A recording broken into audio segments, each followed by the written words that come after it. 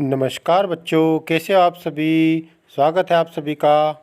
आज हम लेके आए हैं एक बहुत ही मज़ेदार व्यंग्य, जिसे पढ़कर हमारी सारी उदासी भाग जाएगी। ये मज़ेदार व्यंग्य एक बस के बारे में है।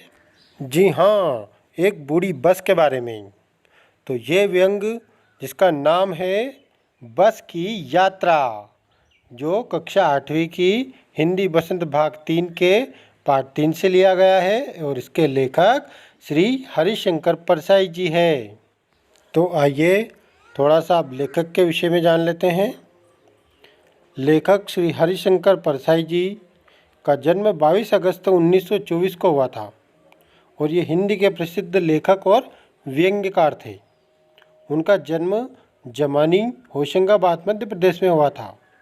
वे हिंदी के पहले रचनाकार हैं जिन्होंने व्यंग्य को विधा का दर्जा दिलाया और उसे हल्के फुल्के मनोरंजन की परंपरागत परिधि से उबारकर समाज के व्यापक प्रश्नों से जोड़ा।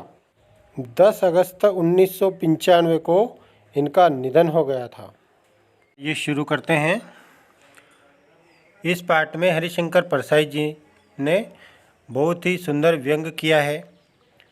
वो अपने 5 मित्रों के साथ में, अपने 4 मित्र और एक स्वयं 5 मित्रों के साथ में वो शाम को जो है एक बस से यात्रा करते हैं और वहाँ बस की जो हालत है उस हालत का किस्सा जो है यहाँ इस व्यंग्य में बयान करते हैं। तो चलिए देखते हैं। बहुत ही मज़ेदार इनका व्यंग्य है। पाठ शुरू होता है। पाठ का नाम है बस की यात्रा। हम 5 मित्रों ने तय किया कि शाम 4 बजे की बस से चलें। पन्ना से इसी कंपनी की बस सतना के लिए 1 घंटे भर बाद मिलती है, जो जबलपुर की ट्रेन मिला देती है। सुबह घर पहुंच जाएंगे। हम में से 2 को सुबह काम पर हाजिर होना था, इसलिए वापसी का यही रास्ता अपनाना जरूरी था। लोगों ने सलाह दी कि समझदार आदमी शाम वाली बस से सफ़र नहीं करते हैं। तो लेखक ने पूछा कि क्या रास्ते में डाकू मिलते हैं? तो महाशय ने जवाब दिया, नहीं, बस ही डाकिन है।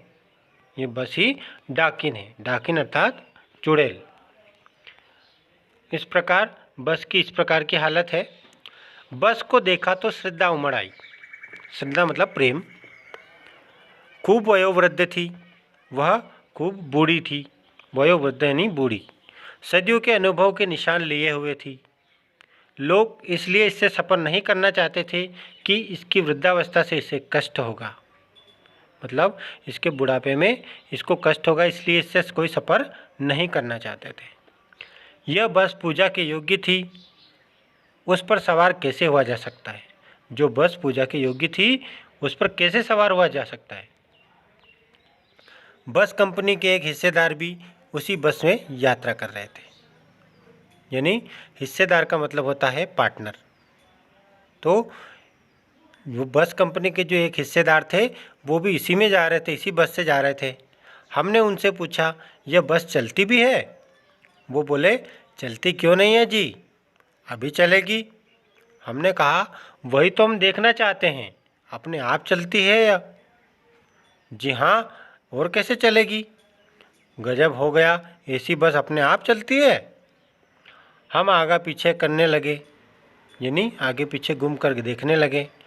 डॉक्टर मित्र ने कहा, डरो मत, चलो, बस अनुभवी है, नई नवेली बसों से ज़्यादा विश्वसनीय है।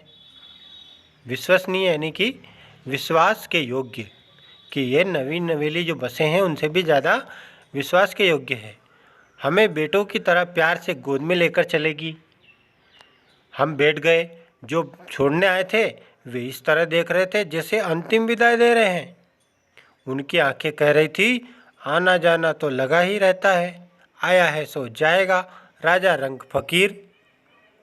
आदमी को कुछ करने के लिए निमित्त चाहिए, यानी आदमी को आगे बढ़ने के लिए कोई ना कोई बहाना चाहिए। इंजन सचमुच स्टार्ट हो गया, ऐसा जैसे सारी बस ही इंजन है और हम इंजन के भीतर बैठे हैं।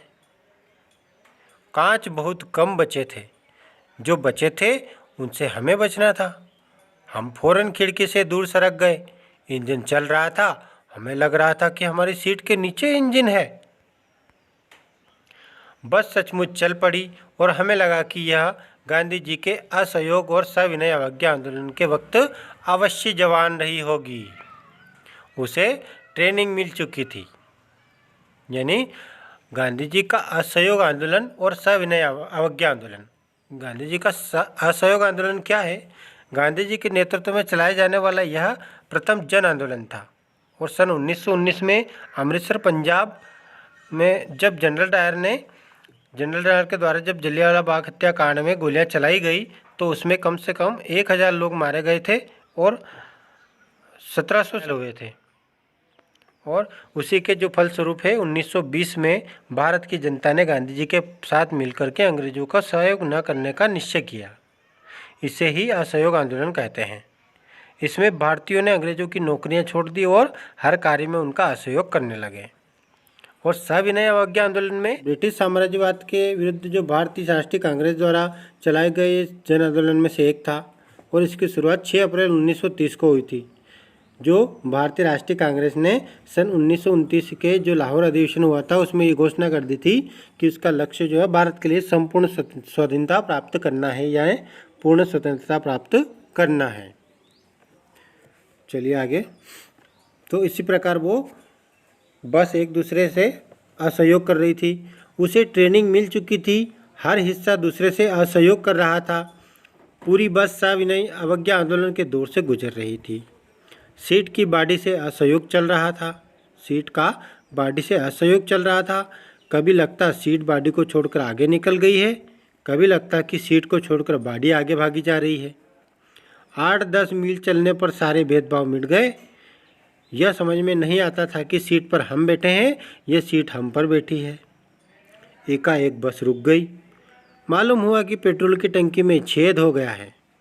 ड्राइवर साहब ने बाल्टी में पेट्रोल निकालकर उसे बगल में रखा और नली डालकर इंजन में भेजने लगा। अब मैं उम्मीद कर रहा था कि थोड़ी देर बाद बस कंपनी के हिस्सेदार इंजन को निकालकर गोद में रख लेंगे और उसे नली से पेट्रोल पिलाएंगे, जैसे माँ बच्चे के मुंह में दूध की शीशी लगाती है। बस की रफ्तार अब 10-15-20 मील हो गई थी। मुझे इसके किसी हिस्से पर भरोसा नहीं था। ब्रेक फेल हो सकता है, स्टीयरिंग टूट सकता है। प्रकृति के दृश्य बहुत लुभावने थे। दोनों तरफ हरे भरे पेड़ थे जिन पर पक्षी बैठे थे।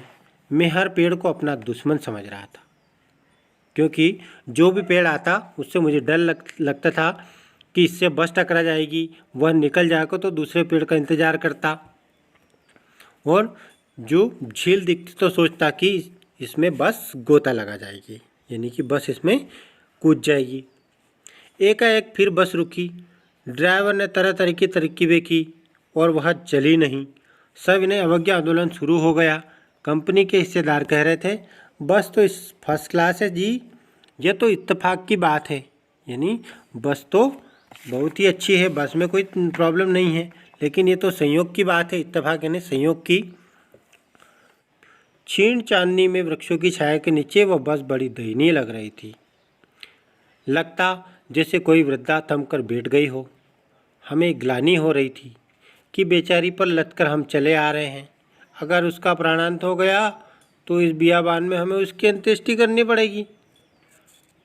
यानी यदि हमें दुख हो रहा था कि हम इस बूढ़ी पर बैठकर आ रहे हैं, अगर इसका प्राणांत यानी ये मर गई, इसके प्राण निकल गए, तो हमें बियाबान में ही यानी जंगल में, इस उजाड़ खंड में ही, जहाँ पे इसी वक्त ही हमें इसकी अंत्येष्टि करनी पड़ेगी। हिस्सेदार साहब ने इंजन खोला और कुछ सुधारा। बस आगे चली। उसकी चाल और कम हो गई थी। धीरे धीरे वृद्धा की आंखों की ज्योति जाने लगी। चांदनी में रास्ता टटोलकर वह रेंग रही थी।